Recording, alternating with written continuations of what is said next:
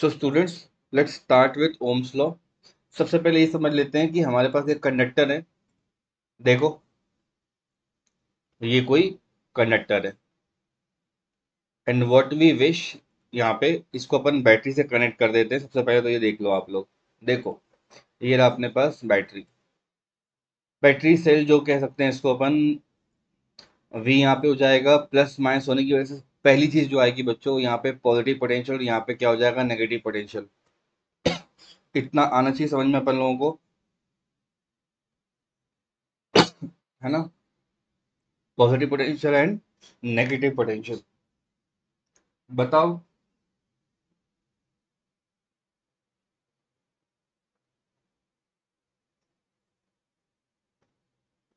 अगर किसी conduct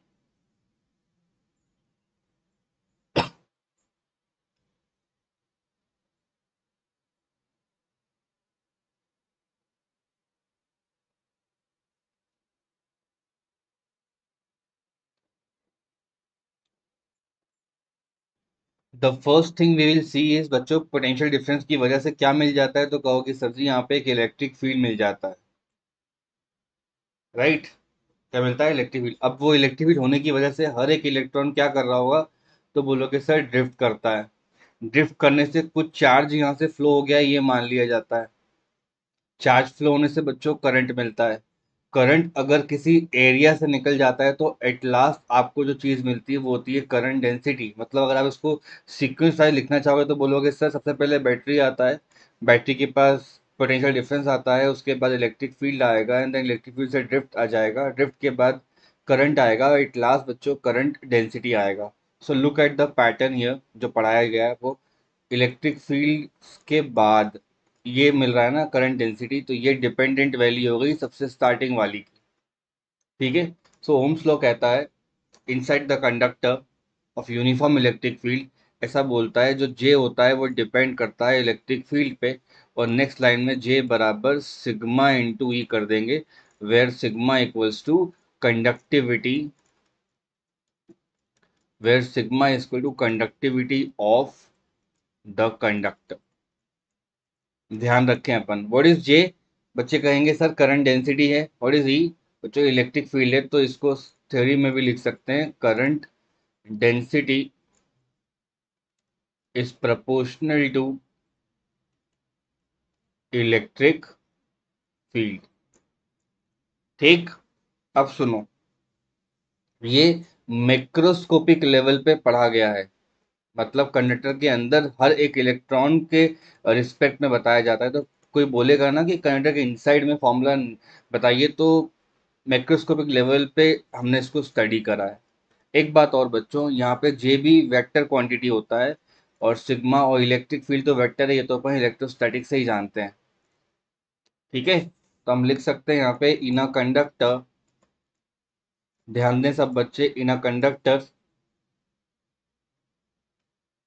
the current density किस पर डिपेंड कर रही है बच्चों, डिपेंड्स अपॉन, बोलो, इलेक्ट्रिक फील्ड पर। अब ये जो कंडक्टर है इसके पास जो लेंथ रहेगा बच्चों उसको एल अज्यूम कर लेना, और जो एरिया है वो क्रॉस सेक्शन का उसको ए बोल देंगे। So L stands for your length of conductor. ठीक है, और ए यहाँ पे हो जाएगा सीधा सीधा एरिया ऑफ, ये होता है क्रॉस सेक्शन का एरिया। ध्यान रहेगा इतना अपन को। बढ़िया, आगे देखते हैं। सिमिलरली बच्चे लोग, हमें ना कई बार क्वेश्चन में ये पूछा जाता है कि डिराइव करके दिखाइए जो 10th क्लास का ओम्स लॉ होता है ना, उसको आज के इस वाले लॉ से डिराइव करके दिखाइए। बिकॉज वो बच्चों बेसिकली एक स्केलर फॉर्म का ओम्स लॉ होता है जहां पर v बराबर अपन को आई आर प्रूव करने को मिलता है। ठीक है, तो ऐसा क्वेश्चन पूछा जाएगा, प्रूव करके दीजिए, prove v equals to current into resistance. ठीक है, चलो इसको प्रूव कर लेते हैं फटाफट अपन लोग। हम बार बार वो बैटरी वाला डायग्राम नहीं बनाएंगे, अब अपन ये अज्यूम कर लेते हैं कि यहाँ पे कुछ इलेक्ट्रिक फील्ड है। क्यों होती है इलेक्ट्रिक फील्ड बच्चों, इस कंडक्टर के एंड पे एक जगह पे प्लस होगा, एक जगह पे माइनस होगा, तभी होती है ना। और हर एक इलेक्ट्रॉन क्या करता है, ड्रिफ्ट करता हुआ जाता है। समझ आ रही है बात? तो अगर हमने किसी कंडक्टर को एक लेंथ तक का स्टडी कर रखा है बच्चों, ये कंडक्टर इसके आगे भी होगा इस तरह से, और कंडक्टर यहाँ पर ही बन सकता है किसी यूनिट लेंथ के। अगर लेंथ के बारे में बात करूँ मैं, तो लेंथ 11th क्लास के मोशन चैप्टर का एक तरह का डिस्टेंस का टर्म हो जाएगा बच्चों। And let us assume that the electron is taking a time of delta T in moving a distance from negative B at to A. तो डिस्टेंस का फॉर्मूला क्या होता है बच्चों? स्पीड इंटू टाइम होता है, सुना हुआ आप लोगों ने 11th क्लास से। और यही अपने को काम करेगा अभी के लेक्चर में। लेंथ कितना हो जाता है बोलो कोई भी? Speed into time. तो बड़े आसानी से अपन इसको v equal to I R को इसको यहाँ पे प्रूव कर सकते हैं। देखो कैसे, यूजिंग ओम्स लॉ। जो भी आज पढ़ा है अपन ने वेक्टर फॉर्म वाला, मैक्रोस्कोपिक लेवल वाला, तो यहाँ लिख सकते हैं यूजिंग ओम्स लॉ। बोलो जे किसके बराबर होता है? तो बोलोगे सर सिग्मा इंटू ई के बराबर होता है। तो जे का फॉर्मूला हम जानते हैं, जे होता है आई बाय ए। सिग्मा को अपन 1/रो लिख सकते हैं। क्यों भाई? सिग्मा इक्वल्स टू 1/रो हो जाएगा क्योंकि रजिस्टिविटी है रो का मतलब 10th क्लास के बच्चों। और इसको अपन बोलते हैं कंडक्टिविटी। हमने ये जूनियर क्लास में पढ़ रखा है ऑलरेडी। ठीक है, ये भी याद रखा जाए, आगे बता दूंगा इसको फॉर्मूला कैसे डिराइव करते हैं। तो ये हो गया अपना आई बाय ए 1/रो। अब मुझे बताओ इलेक्ट्रिक फील्ड को आप कैसे लिख सकते हो? तो बोलोगे सर बड़ा आसान होता है लिखना इलेक्ट्रिक फील्ड को। हमें मालूम होता है इलेक्ट्रोस्टैट से कि डेल्टा वी बराबर ई इंटू डी होता है, सबको याद होगा ये वर्ड। इसको इस कंडक्टर के लिए लगाओगे तो क्या बोलोगे? तो ये कंडक्टर के लिए क्या हो जाएगा? डेल्टा वी का मतलब ये हो जाएगा डेल्टा वी। और इलेक्ट्रिक फील्ड लेंथ कितनी हो रही है? एल हो रही है, तो ई की वैल्यू कितनी आ गई? वी बाय एल हो जाएगी ना बच्चों। यहाँ लिख देंगे अपन v बाय एल। इसको रीअरेंज कर लो, रो और एल को क्या कर लो, लेफ्ट साइड में भेज दो।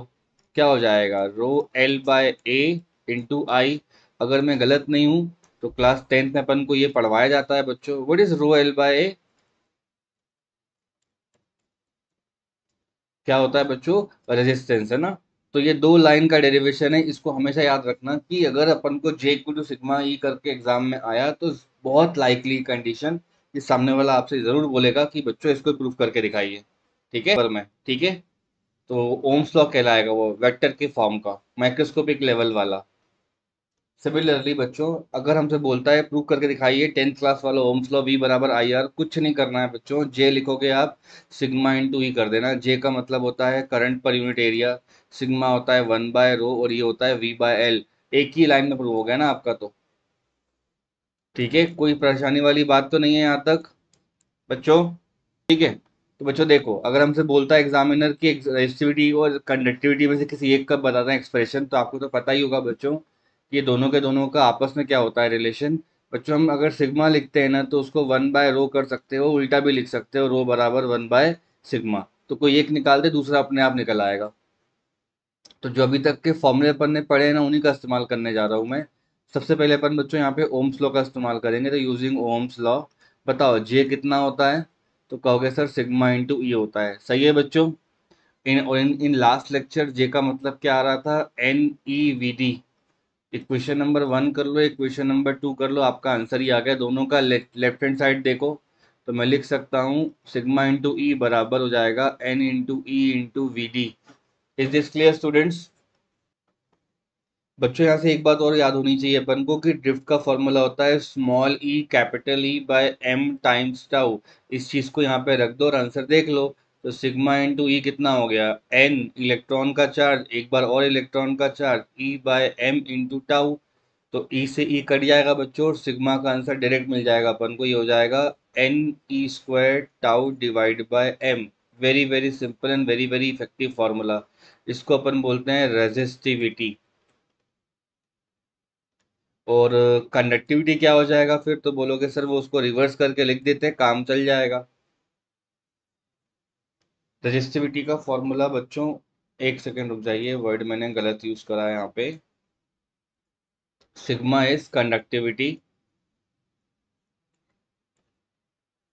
एंड रेजिस्टिविटी हम जानते हैं कितना होगा। रो होता है बच्चों, है ना, 1/सिग्मा होता है, तो उसको पलट के लिख लोगे क्या हो जाएगा? M/, N E square tau. तो देखते ही देखते अपन ने दो बातें पढ़ ली। कोई पूछेगा व्हाट एग्जैक्टली इज कंडक्टिविटी, तो अपन बोलेंगे sir conductivity is reciprocal of resistivity. ठीक है, बट थोड़ा डिटेल में पढ़ना होता है अपन को रेजिस्टिविटी को, तो नेक्स्ट पेज पे पढ़ लेते हैं बच्चों। ठीक है, मान लो आपके पास कोई ऐसा कंडक्टर है बच्चों इस तरह का, जिस बेचारे कंडक्टर के पास अगर कोई बोलेगा भाई तुम्हारा लेंथ कितना है, तो कहेगा वो 1 मीटर। उसका एरिया कितना है तो बोलेगा 1 मीटर स्क्वायर। तो इसका जो रेजिस्टेंस आएगा ना वही रो बन जाएगा बच्चों, क्योंकि आर का फॉर्मूला 10th क्लास वाला यूज करेंगे अपन, रो एल बाय ए। अगर ये दोनों 1 1 हो गए, 1 मीटर स्क्वायर और 1 मीटर, तो बच्चों आर बराबर कितना हो जाएगा, रो। तो आप कह सकते हो कि रेजिस्टिविटी ऑफ अ कंडक्टर किस पे डिपेंड है ना, क्या होती है resistivity of conductor, is resistance of unit length and unit cross section area conductor. Alright बच्चों, इतना समझ में आया। तो यहाँ से इसका ऐसा यूनिट वगैरह भी निकाला जा सकता है। तो ऐसा यूनिट कितना हो जाएगा, तो बोलोगे सर बड़ा इजी है निकालना। रो से आ जाएगा बच्चों, ये रो का है ना, तो रो का फॉर्मूला कितना हो जाएगा, ये हो जाएगा R into A by L, which means that ऐसा यूनिट होना चाहिए इसका, रजिस्टेंस से आ जाएगा ओम्स। ठीक है, एरिया से आ जाएगा बच्चों मीटर स्क्वायर, और यहाँ पे मीटर तो कट जाएगा और अपन ऐसा याद करके रखते हैं ओम मीटर्स। ठीक है, ये किन पे डिपेंड करता है, तो वो भी दो फैक्टर्स होते हैं, आप लोगों को पता होंगे, ये तो 10th क्लास का ही टॉपिक है।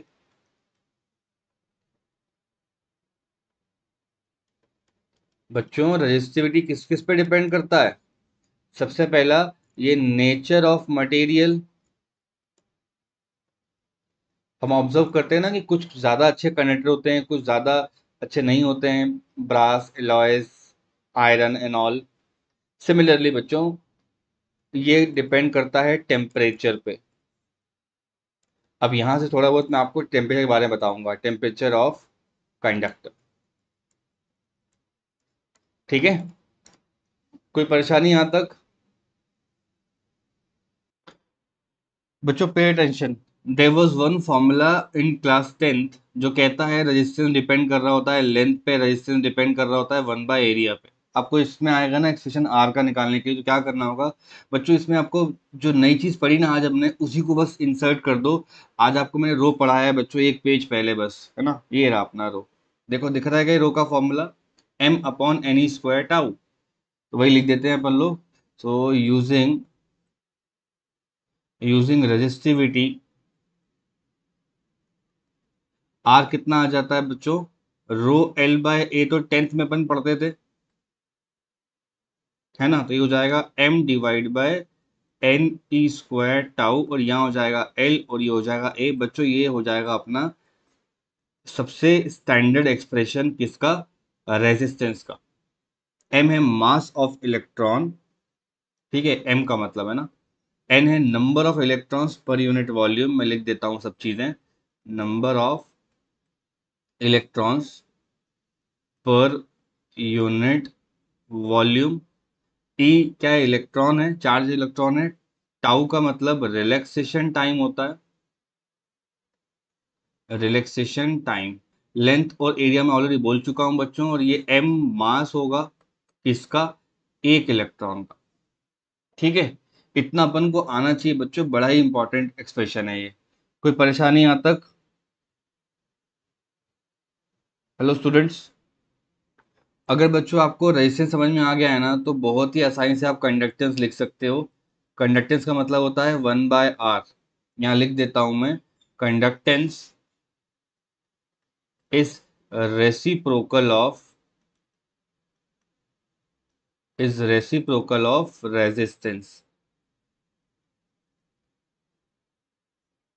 ठीक, इसको उल्टा करके बोलो,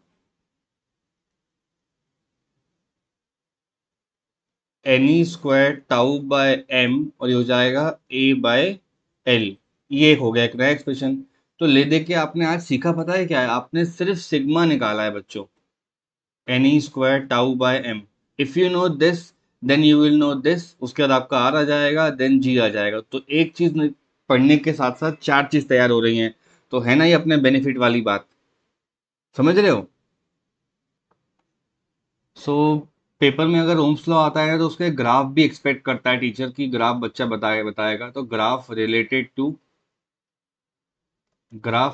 to Ohm's law, we will discuss in detail कि ग्राफ कैसे ओमिक और नॉन ओमिक कंडक्टर्स के बारे में पढ़ाया जाता है बच्चों। अगर कोई इंसान ओमिक है, इसका मतलब ये ओबीडियंट है और ओम्स लॉ का कहना मानता है ना। तो कहने का मतलब यहाँ पे ये है कि अगर कभी बच्चों, अगर कभी वाई और एक्स एक्सिस में ग्राफ मिल जाए, राइट, इस इंसान को, और बगल में अगर कोई दूसरा इंसान है जो नॉन ओमिक नेचर का है ना, तो ये 10th क्लास से लॉजिक बाहर निकाल के बता रहा हूँ। ओमिक का मतलब होता है अगर कहीं पे वी लिखा है कहीं पे आई लिखा है तो ये कहना सुनेगा बच्चों।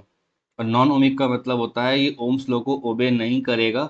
अभी आप पढ़ोगे आगे जा करके, देर आर कंडक्टर्स मटेरियल्स जो ओम्स लॉ ओबे नहीं करते हैं, जैसे सेमी कंडक्टर्स हो गए, उनमें किसी किसी में नेगेटिव रेजिस्टेंस आ रहा होता है। I teach you in great detail, but logic वहीं से निकाला गया है कि कुछ लोग क्या होते हैं ओमिक और कुछ लोग क्या होते हैं non ohmic. So let us focus ohmic first. ठीक है, ओमिक में आपको एक्सिस चेक करने होते हैं, एक्सिस पे क्या लिखा हुआ है, वी आई लिखा है या आई वी लिखा है। तो बच्चों यही मैं सेम दो ग्राफ बना देता हूँ ताकि आप लोगों को बहुत बेहतर तरीके से चीज़ें क्लियर हो जाएं। बच्चों ये ग्राफ हो गया पहला और ये ग्राफ हो गया हमारा सेकंड वाला। इट इज़ अ पॉसिबिलिटी कि यहाँ पर वी आ जाए, यहाँ पर आई आ जाए, और यहाँ पर भी आई आ सकता है, यहाँ पर वी आ सकता है। क्लास में बैठा हर बच्चा आप में से जानता है ऑलरेडी दैट कि स्लोप को अपन कैसे चेक करते हैं। तो मान लो किसी का स्लोप ये आ रहा है, किसी का स्लोप ये आ रहा है, ठीक है। तो पहले मैं आपको स्लोप कितना होगा वो बता देता हूँ। यहाँ पर तो स्लोप है दोनों ग्राफ का बच्चों। स्लोप स्लोप कैसे निकालते हो आप लोग, कोई आइडिया? स्लोप अपन इस तरह चेक कर लेंगे ना, ये थीटा निकाल करके। तो यहाँ पर जो स्लोप आएगा वो ऑब्वियसली कितना होगा, Y axis by X axis होता है। तो वाई पे कौन लिखा है, वी, वी बाय आई कितना होता है बच्चों?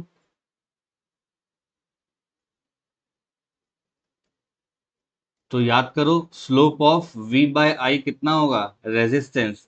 लेकिन अगर हमसे कोई सेकंड ग्राफ का स्लोप पूछेगा तो y बाय एक्स करोगे ना, तो आपको बच्चों i बाय वी मिलने लग जाएगा जो कि 1/r होता है, जो कि g होता है।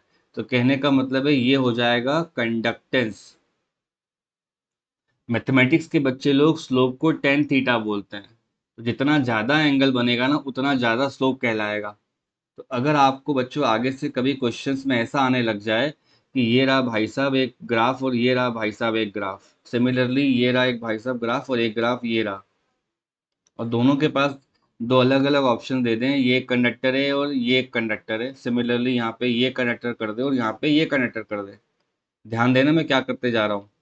एक का नाम यहाँ पे R1 है और एक का नाम क्या है R2। सिमिलरली यहाँ पर एक R1 है और यहाँ पर क्या है R2। You can write V and I and similarly I and V। इस पे बेस ये है और इस पे बेस ये है। समझ में आ रहा है कि आप लोगों को बच्चों? तो फर्स्ट ग्राफ की अंडरस्टैंडिंग में जितना ज्यादा स्लोप होगा उतनी बड़ी टेन थीटा की वैल्यू आएगी। तो यहाँ पे देख के लिख सकते हो R1 greater than R2। But यहाँ उल्टा करना होगा, जितना ज्यादा एंगल बनाओगे उतना ही ज्यादा कंडक्टेंस आएगा, और अगर कंडक्टेंस ज्यादा है तो पेजेस टर्न करके पढ़ लीजिए कंडक्टेंस का मतलब क्या होता है बच्चों। हाँ, ठीक है, तो कंडक्टेंस का मतलब होता है ये 1/r, तो वही चीज तो बताई जा रही है। तो यहाँ हो जाएगा R1 लेस देन R2। अभी इसको अपन टेम्परेचर के साथ रिलेट कर देंगे तो और ही अच्छा लगने लगेगा। ठीक है, जनरल कंडक्टर्स के बारे में अगर बात करूं तो यही एक पॉइंट मैं मेंशन करना चाहता हूं, दैट फॉर कॉपर कंडक्टर्स या जनरल जो अपने होते हैं ना कंडक्टर्स, उनके बारे में बात कर रहे हैं। जितना ज़्यादा हीट करता है ना उतना ही ज़्यादा उसका रेजिस्टेंस बढ़ता है, बिकॉज उस पूरे कंडक्टर के अंदर इलेक्ट्रॉन और ज़्यादा रैंडम मोशन करने लगते हैं। तो और बच्चों बात नहीं सुनेंगे वो लोग, किसी एक तरफ नहीं जाएंगे। तो लिखेंगे फॉर जनरल कंडक्टर्स, क्योंकि नेक्स्ट लेक्चर में ये भी चेंज करेगा आगे जाके। तो अभी बस अपन अपना काम निकालने के लिए लिख रहे हैं, for general conductors resistance increases, resistance increases with, क्या लिखा है बच्चों यहाँ पर, टेम्परेचर के साथ बढ़ता है। तो कहने का मतलब है आर प्रपोर्शनल टू टी। तो पहले वाले डायग्राम में अगर यहाँ पे मान लो T1 और T2 अलग अलग दिया हुआ है तो बच्चों T1 ग्रेटर देन T2 होगा, ये ऑप्शन भी मार्क किया जा सकता है। सिमिलरली यहाँ पे अगर T1 लिखा है और यहाँ पे T2 लिखा है तो बच्चे लोग T1 लेस देन T2 होगा, ये ऑप्शन भी मार्क किया जा सकता है। आप मेरी बातों को ध्यान से सुनिए। कोई ये नहीं बोलेगा कि इतना ज़्यादा हीट करेंगे उतना रेजिस्टेंस कम होगा टेम्परेचर बढ़ने से। ऐसा होगा बच्चों सेमीकंडक्टर्स में, लेकिन हमारे क्लास में अभी नहीं हो रहा है ना। आप ये याद रखो, रेजिस्टेंस प्रोपोर्शनल टू, बोलो बच्चों लोग, रेजिस्टेंस प्रोपोर्शनल टू टेम्परेचर, है ना। जनरल केस में रेजिस्टेंस डिपेंड करता है टेम्परेचर पे। ये दो ग्राफ मैंने बताए, इस ग्राफ में एक ही स्लाइड जो चीज़ पढ़ाने वाली है वो ये है, एक ये लाइन और एक ये लाइन। वी आई लिखा होगा तो रेजिस्टेंस मिलेगा, आई वी लिखा होगा तो कंडक्टेंस मिलेगा। एंड सिमिलरली आप राइट साइड ग्राफ भी पढ़ पाओगे। कोई दिक्कत?